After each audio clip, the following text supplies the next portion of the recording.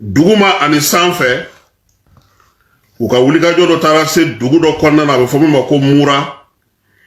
kilomètre 17 o de bɛ mura ale ni kwakuru cɛ a bɛ jɛnɛ mara la Mopti ale région kɔnɔna don u ko k'u ka o wulikajɔ senfɛ Abu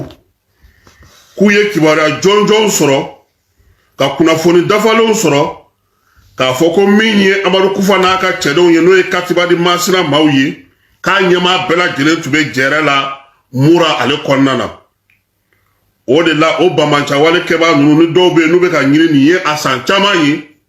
finitigiw ko ko u taara olu de sɔrɔ mura kɔnɔna na o de wulikajɔw senfɛ sa min ye finitigiw duguma ani sanfɛ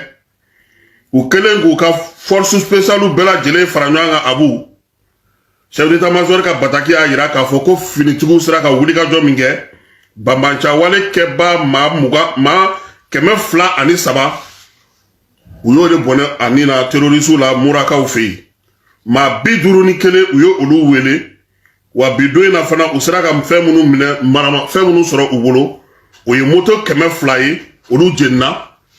min ye minɛn caman bɛ yen maramafɛn cɛjugu suguya bɛɛ lajɛlen an yɛrɛ kibaruya sɔrɔ ka bɔ a yɔrɔ la ko an ka finitigiw bingɛliw ka fɛn dɔw minɛn dɔw bɛ yen olu k'u ndarakiriw la yɔrɔ dɔw la olu bɛɛ de bɛ mura y'u ka capitale de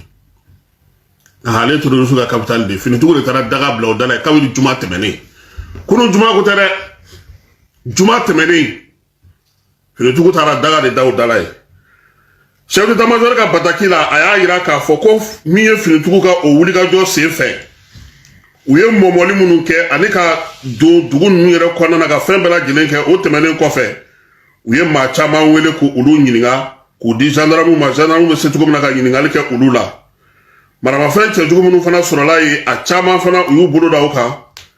min ye baara in ye yaasa basigi bɛ se ka don mura ale kɔnɔna na yɔrɔ cogo min na finitigiw bɛ ka wulikajɔ kɛ maa minnu bɛ yen ni olu bɛ yen basigi bɛ se ka na cogo min na a bɛ fɔ o ma ko opération civilo-militaire c'est-à-dire ni duguladen dɔw bɛ yen u ye degun sɔrɔ nin ko in senfɛ walima minnu bɛ yen ni olu kɛlen don ka kow kɛ ni sira dɔnnen don la k'olu la hakili sigi k'a jira k'a fɔ Mali finitigiw don Abu n'i ka carte d'identité b'i bolo nin yɔrɔ sugu la foyi t'i sɔrɔ koyi nka ni carte d'identité t'i la i bɛ sɛgɛn parce que mura wulikajɔ in senfɛ Mopti jagokɛlaw tun ye bataki bila ka na an ma k'a jira n na k'a fɔ k'u ka maa caman minɛ la nka kɔsa in na u y'a jira n na k'a fɔ ko carte d'identité sɔrɔla o mɔgɔ kun olu bɛɛ lajɛlen labilara u bilara u seginna ka na wa Mopti jagokɛla denmisɛnnin minnu bɛ sofara ninnu na minnu bɛ kɔnɔnaw la olu bɛɛ lajɛlen ko k'u kun taara mura sugu la nka olu sera ka u yɛrɛ sɔrɔ chef d'état-major ka kibaruya la Abu a ko min ye Mali finitigiw ye u ka nin wulikajɔ in ani u ka timinanja min bɛ senna nin waati in na ale bɛ foli ta ka ɲɛsin u ma wa k'a ɲini bɛɛ lajɛlen fɛ fana maa bɛ Mali fantan ani 4 adamadenw n'u bolominɛw lakanali yaasa bamanciwale kɛbaaw kana se ka dankari u la o ye ale chef d'état yɛrɛ ka wulikajɔ kɛ kun ye chef d'état-major y'a jira fana k'a fɔ ko nin ko in senfɛ Abu k'a b'a jira bɛɛ lajɛlen na k'a fɔ ko min ye jo sariyaw ye adamadenw n'u hakɛ mun ka kan i n'a fɔ a fɔlen don diɲɛ fantan 4 fɛ cogo min na ko olu hakili tolen don o la u ka nin wulikajɔ ninnu bɛɛ lajɛlen senfɛ wa fana u b'a jira mɔgɔ la k'a fɔ finitigiw kɛlen don ka wulikajɔ ninnu fɛn fɛn senfɛ u bɛ hakilina diw kɛ yaasa maaw k'a dɔn k'a fɔ u bɛ baara kɛla cogo min na hakɛ minnu kɔnɔna na ka kɛɲɛ ni maa minnu bɛ k'a fɔ bi k'u bɛ ka wulikajɔ kɛ ko damatɛmɛ walew ni fɛnw don k'olu hakili tolen don diɲɛ seleke naani jo sariyaw olu n'o ye droit humain ninnu ni droit international ye finitigiw bɛ wulikajɔ kɛ o hukumu fana kɔnɔna na a y'a jira fana a ka kuma laban na k'a b'a ɲini Mali cɛ n'a muso bɛɛ lajɛlen fɛ maa bɛ yen bi n'o bɛ ka kuma lankolon ta ka ɲɛsin Mali finitigiw ma u ka u jija u ka jinin kɛ u koliji la Abu wa fana u b'a ɲini u fɛ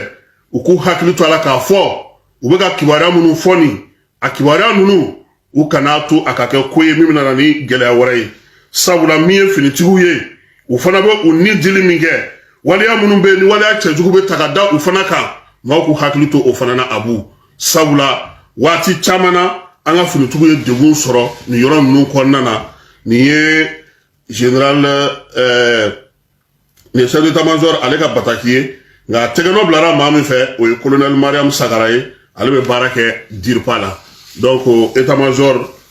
général a ye kibaruya min di mura ko kan sabula mura ye abu a dɔgɔkun kelen de kun ye kunu ye i bɛ fɛn fɛn dɔn ko o ye terroriste ka ɲɛmaaba ye nin san laban in kɔnɔna na u bɛɛ de tun taara ɲɔgɔn ɲɛ na ye o kibaruya juma de taara di sɔrɔsiw ma sɔrɔsiw fana taara daga sigi u da la ye ni min kɔni bɔra k'i ko commissaire réunion bana n bɛ segin ka taga abu fɛ yen ka taa contrat ka ye an ka finitigiw y'olu dɛrɛ ka tila ka don dugu kɔnɔ ka wulikajɔ boloda ka mɔmɔli kɛ o de nana wolo nin na abu donc o opération mura o de tun ye nin ye an bɛ tɛmɛ n'a ye